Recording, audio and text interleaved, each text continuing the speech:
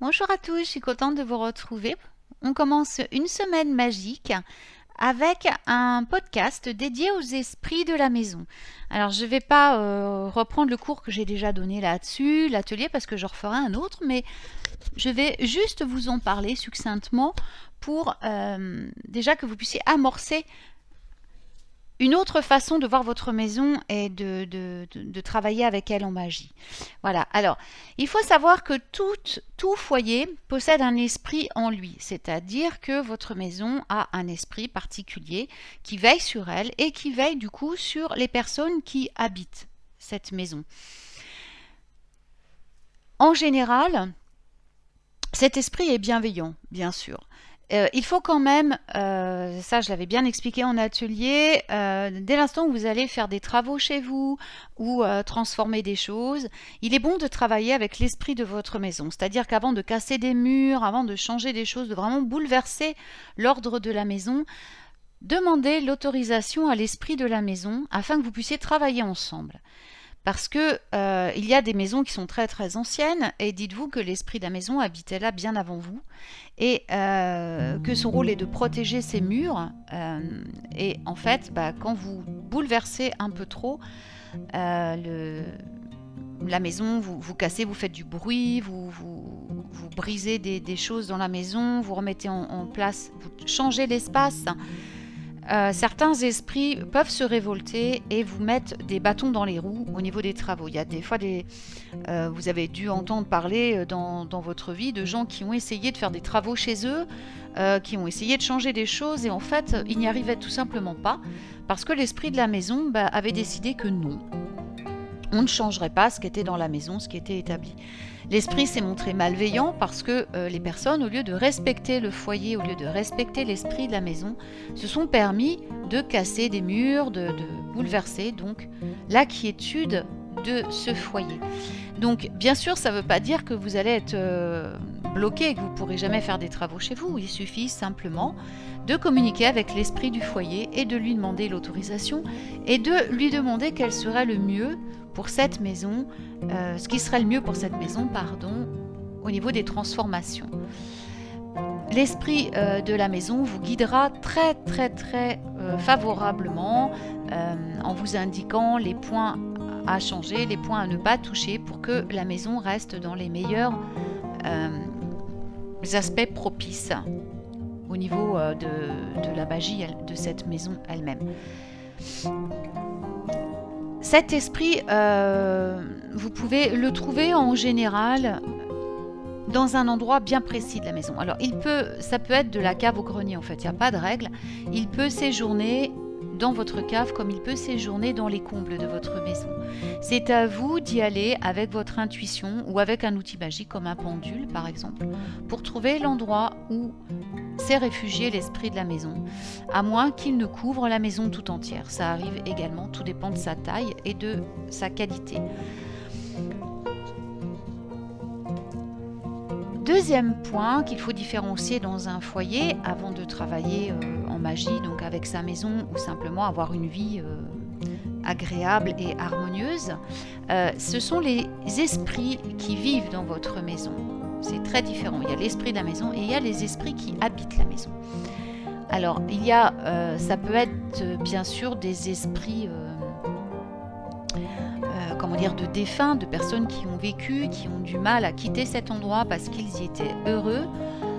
Et il y a ceux également qui peuvent appartenir aux esprits de la nature, à la race, j'aime pas dire la race, mais à la famille des esprits de la nature. Et ce sont ceux qu'on appelle en général, en Irlande par exemple, nous les appelons les brownies, mais il y a d'autres noms, par exemple en Russie, ils s'appellent les domovoy. Suivant l'endroit où vous vivez, suivant même la région dans laquelle vous vivez, les esprits de la maison peuvent porter d'autres noms. Ces esprits sont des esprits en général joyeux et espiègles, alors toutes les maisons n'en ont pas. Ça par contre, toutes les maisons n'en ont pas. Ce sont des esprits qui ont été invités à un moment ou un autre par les habitants de la maison. Alors, dans les anciennes maisons, dans les maisons anciennes, surtout dans les régions rurales, vous pouvez être sûr à 99% qu'il y en a parce que nos ancêtres, Les gens des campagnes notamment croyaient fermement qu'inviter des esprits de la nature à partager votre foyer apportait une magie très positive. Et d'autant plus que certains aidaient même les femmes aux tâches ménagères. En échange, bien sûr, de certains services que les esprits de la nature leur demandaient. Donc, il y a de fortes chances, si vous vivez dans une vieille maison à la campagne, que celle-ci soit habitée par des esprits de la nature qui sont devenus les esprits de ce foyer. Moi, par exemple, la maison où je vis, il y en a. Et la maison où je vivais avant, il y en avait aussi. Et dans ces cas-là, quand vous arrivez donc à percevoir leur présence, vous pouvez leur faire un petit autel pour leur rendre hommage. Alors sur cet autel, vous allez disposer ensuite, vous disposez des choses agréables, vous pouvez mettre des cristaux, des plantes, voilà, des jolies choses qui vont leur permettre de venir se reposer à cet endroit. Moi, je leur ai dédié tout un coin de la maison. Et ensuite, c'est là que vous allez leur déposer vos offrandes. Donc un petit peu de votre nourriture, un petit peu de vos boissons. Ils aiment bien la bière, ils aiment bien le vin. Ils aiment le tabac aussi, donc du tabac frais. Voilà, et ensuite, c'est là que vous pourrez leur rendre hommage et leur demander une collaboration au niveau magique pour améliorer vos conditions de vie ou simplement de l'aide pour vous aider au quotidien dans la maison. Ils vous guideront aussi afin de rénover la maison parce qu'ils vont travailler en main dans la main avec l'esprit de votre demeure et ensemble vous allez pouvoir créer un lieu de vie tout à fait propice à la prospérité, à l'abondance, à l'amour et au bonheur. Alors, comment déterminer si vous avez chez vous des brownies ou des petits êtres qui habitent avec vous votre maison? Vous savez, c'est très facile à déterminer parce qu'en général, bien qu'il soit fort discret, il y a des choses qui se passent dans la maison qui sont assez inhabituelles lorsqu'elle est habitée par ces petits esprits. Des choses qui vont disparaître et réapparaître soit au même endroit, soit à des endroits différents, entendre des bruits, des bruits étranges, peu habituels pour les humains, je veux dire de la musique même parfois, qui peut paraître étrange. Vous pouvez les voir aussi, certains, moi je les vois. Vous pouvez également sentir des parfums différents qui vont dans certains endroits. Vous allez dans un endroit de votre maison, vous avez un parfum d'un seul coup qui apparaît, une odeur qui apparaît que vous ne connaissez pas. Ça peut être le signe qu'il y a là un petit esprit de la nature qui est là, qui est chez vous, qui vous fait signe. De toute façon, dès l'instant où vous allez leur demander de se manifester pour que vous puissiez vous occuper d'eux et leur donner de quoi être plus heureux, ils vont se manifester, vous inquiétez pas. Voilà. Alors, dans les demeures modernes, maintenant, pour clore ce podcast, parce que je donnerai un atelier à nouveau là-dessus, un atelier complet peut-être au mois de mars, je vais voir. Donc, si vous avez une demeure nouvelle, sachez que vous pouvez, bien sûr, vous aussi inviter des esprits de la nature, des petits esprits familiers, à vivre avec vous. Et dans ces cas-là, vous allez vous-même créer à partir de là une demeure magique. Voilà. Et donc, commencer à travailler avec eux. Et à ce moment-là, ces esprits de la nature resteront dans la maison, même si vous la vendez, même si vous déménagez. Ils resteront dans la maison et il se peut parfois que certains vous suivent quand vous déménagez. Moi, je sais que j'avais une partie des esprits de la nature que j'avais dans la maison que j'habitais avant. C'était une très vieille maison, donc il y avait des esprits déjà qui occupaient la maison.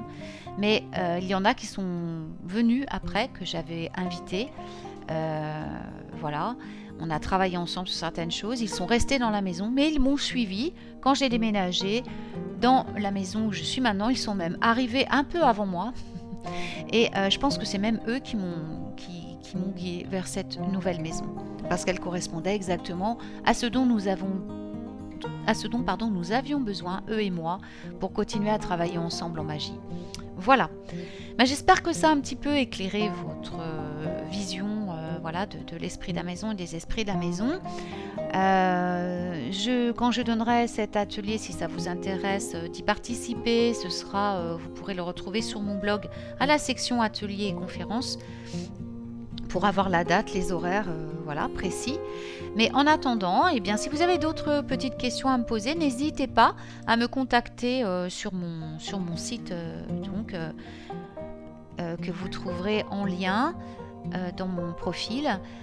Et également, vous pouvez me joindre sur Facebook par FB, voilà, sur message privé. Voilà.